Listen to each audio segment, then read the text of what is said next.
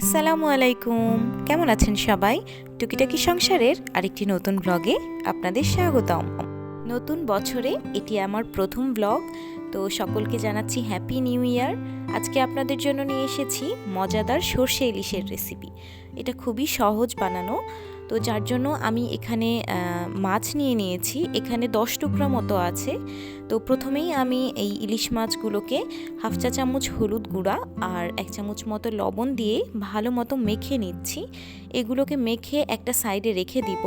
এরপর আরেকটি পাত্রে, যেই পাত্রে আমি রান্না করব ইলিশ মাছটা, সেই পাত্রে আমি নিয়ে নিচ্ছি প্রায় 1.5 টেবিল চামচ মতো সর্ষে পোস্ত বাটা।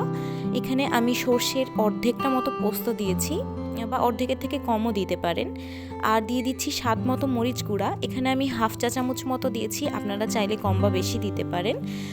আর সাথে দিচ্ছি হলুদ গুঁড়া, যেহেতু আমি মাছেও আগে ব্যবহার করেছি, তো এখানে আমি আরও হাফ চা চামচ মতো দিয়ে দিচ্ছি হাফ চা চামচ মতো জিরা গুঁড়া আর হাফ চা চামচ মতো ধনে গুঁড়ো। পরে আমি দিয়ে দিব স্বাদ মতো লবণ। যেহেতু আমি আগেও লবণটা ব্যবহার করেছি, তো এখানে আমি খুব সামান্য পরিমাণেই ব্যবহার করছি, শুধুমাত্র গ্রেভির জন্য। এরপরে আমি দিয়ে দিব এতে কুচি করে রাখা পেঁয়াজ। এখানে আমি প্রায় হাফ কাপ মতো পেঁয়াজ ব্যবহার করেছি। আর সাথে দিয়ে দিব কয়েকটা কাঁচা লঙ্কা। তো এখানে আমি কাঁচামরিচটাকে একটু ফালি করে নিয়েছি। সাথে দিয়ে দিচ্ছি 1 চা চামচ মতো রসুন বাটা। এই রান্নায় আমরা আদা বাটাটা ব্যবহার করি না, এখানে রসুন বাটাটাই শুধু ব্যবহার করব। এবারে এখানে দিয়ে দিব আমি প্রায় 1/4 কাপ মতো সর্ষের তেল। তো তেলটা আপনারা একটু কম খেতে চাইলে কমও ব্যবহার করতে পারেন, সমস্যা নেই।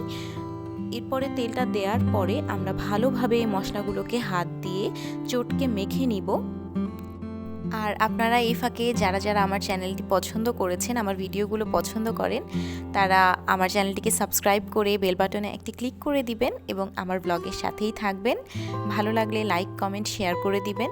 তো এই যে আমাদের মশলাগুলো ভালোভাবে মাখানো হয়ে গেছে, এরপর আমি আগে থেকে নুন হলুদ মাখানো যে ইলিশ মাছগুলো আছে সেগুলো দিয়ে ভালোভাবে এপিট ওপিট করে ইলিশ মাছগুলোতে মশলাটা মাখিয়ে নিব। মাখানো হয়ে গেলে আমি এটাকে 30 মিনিটের জন্য এভাবেই একটা ঢাকনা দিয়ে ঢেকে ম্যারিনেশনের জন্য রেখে দিব।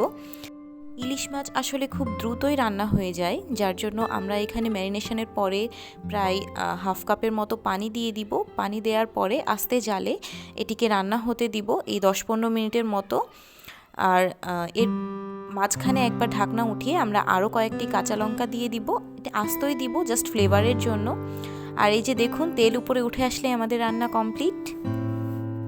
তো আজকের ব্লগটা এ পর্যন্তই, দেখা হবে পরের আরেকটি ব্লগে। সেই পর্যন্ত সকলে ভালো থাকবেন, সুস্থ থাকবেন আর আমার জন্য অনেক অনেক দোয়া করবেন।